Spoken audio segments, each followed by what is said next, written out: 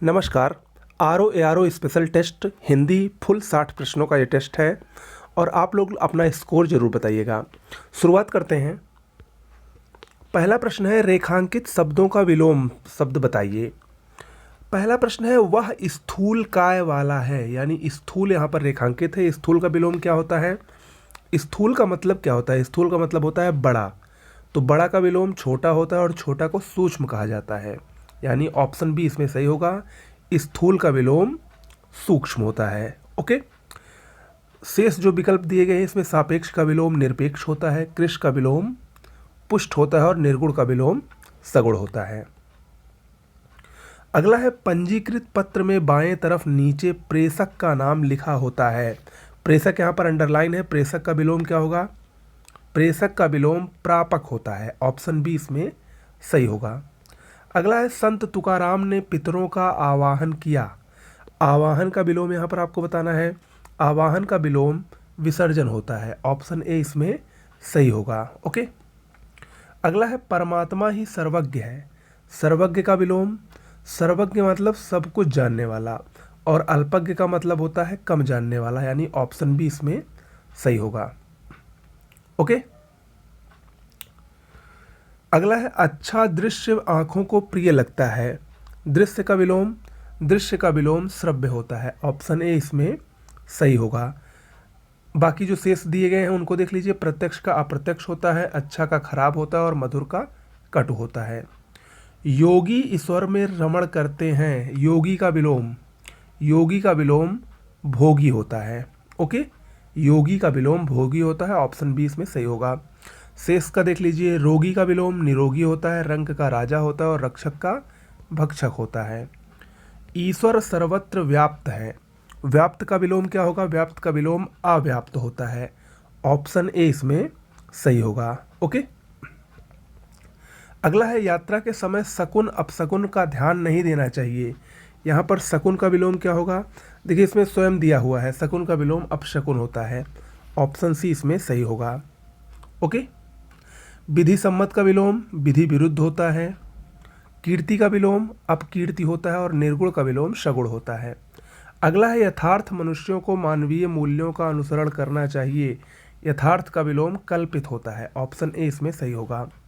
निरामिष का विलोम क्या है? निरामिष का विलोम सामिस होता है। ओके। निरामिष का विलोम सामिस होता है। ऑप्शन बी सही होगा। कठिन का विलोम क्या होता है? कठिन का विलोम सरल होता है। अथ का विलोम इति होता है और आदि का विलोम अंत होता है। ओके। आगे बढ़ते हैं। अगला प्रश्न है, निम्न में से किस वाक्य में विशेषण का प्रयोग नहीं हुआ है उसे चुनिए।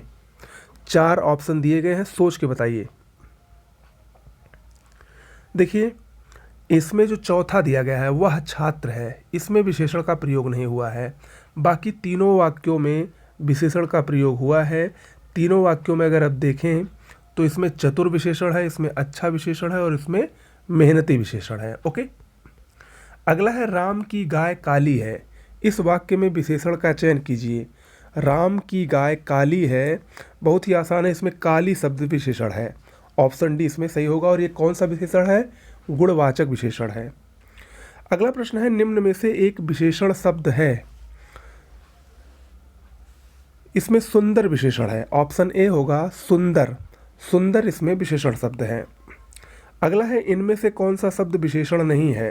भयभीत, निर्भीक, भीरू और भय। इसमें से ऑप्शन डी भय, भय शब्द ये विशेषण नहीं है। ओके। अगला, निम्नलिखित में से कौन सा शब्द विशेषण है? सुंदरता, कवि, विद्वान या भलाई। इन चारों में से कौन सा शब्द विशेषण है? तो इसमें विद्वान शब्द जो है ये विशेषण है। विद्वान शब्द विशेषण है। अगला है, वह कृशकाय व्यक्ति दौड़ने लगा। इस वाक्य में विशेष्य क्या है? इस वाक्य में विशेष्य व्यक्ति है। ऑप्शन ए इसमें सही होगा। वह कृशकाय व्यक्ति दौड़ने लगा, इसमें विशेष्य व्यक्ति है, जबकि कृशकाय क्या है? उसकी विशेषता है, यानी वो विशेषण है। अगला है, जिस विकारी शब्द से संज्ञा की व्याप्ति मर्यादित होती है उसको क्या कहते हैं? जिस विकारी शब्द से संज्ञा की व्याप्ति मर्यादित होती है उसे विशेषण कहा जाता है। ऑप्शन बी इसमें सही होगा। अगला है निम्न शब्दों में से विशेषण शब्द कौन सा है।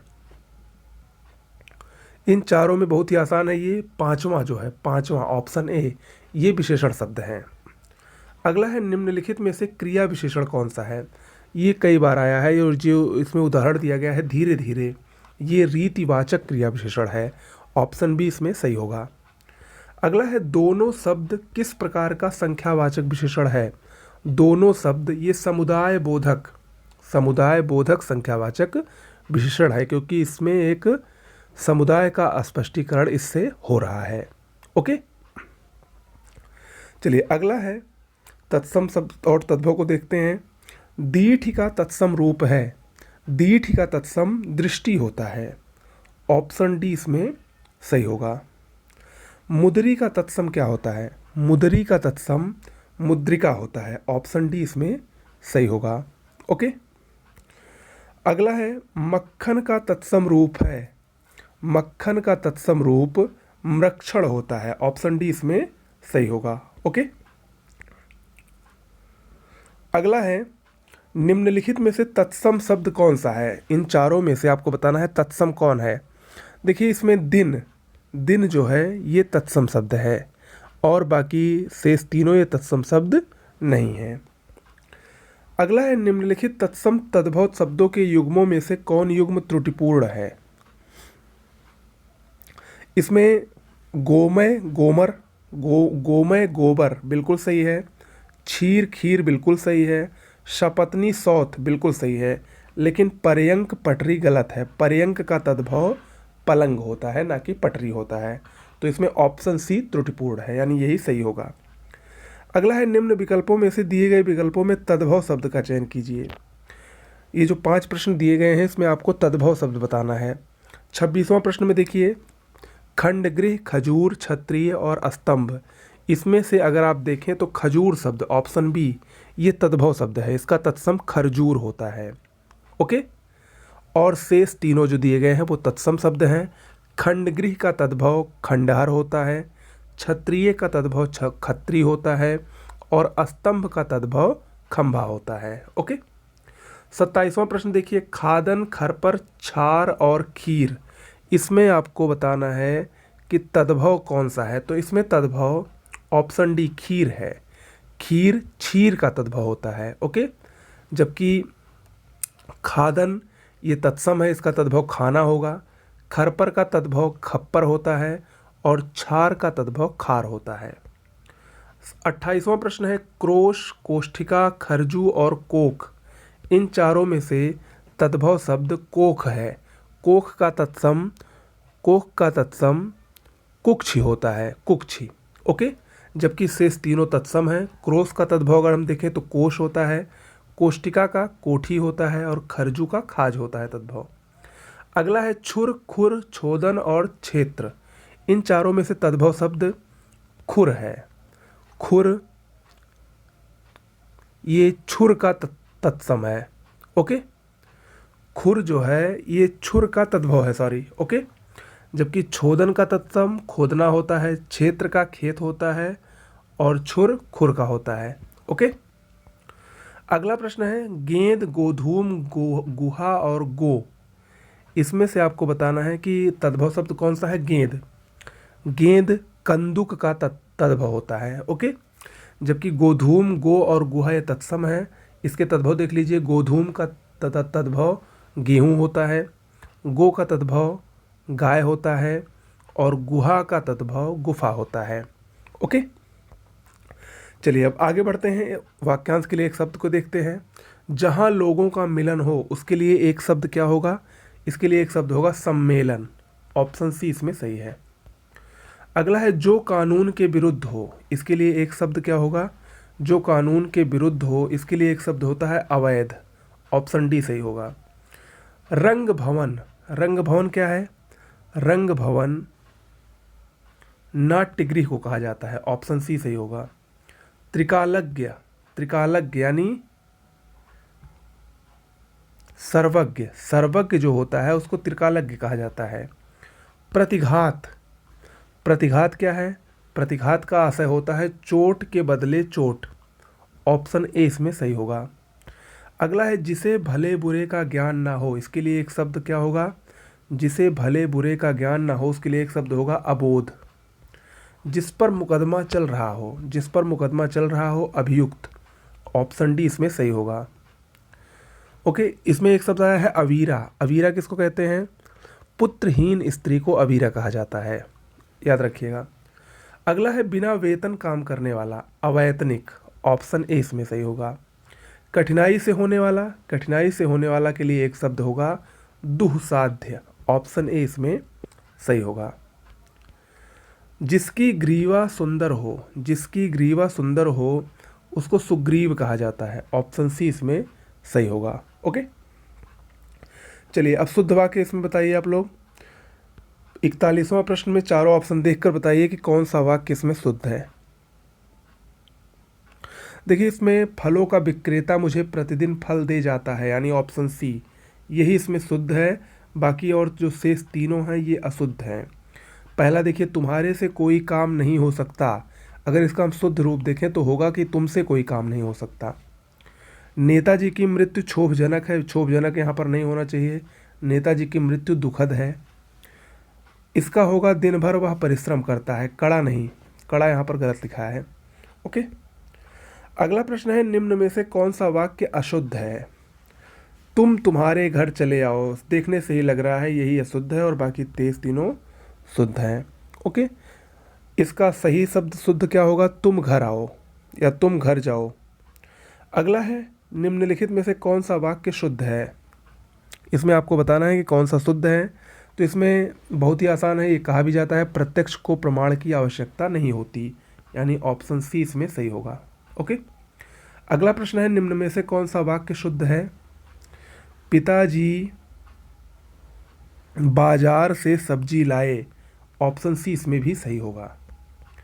अगला है निम्न में से कौन सा वाक्य शुद्ध है? बातें करते करते हमने रात बिता दी।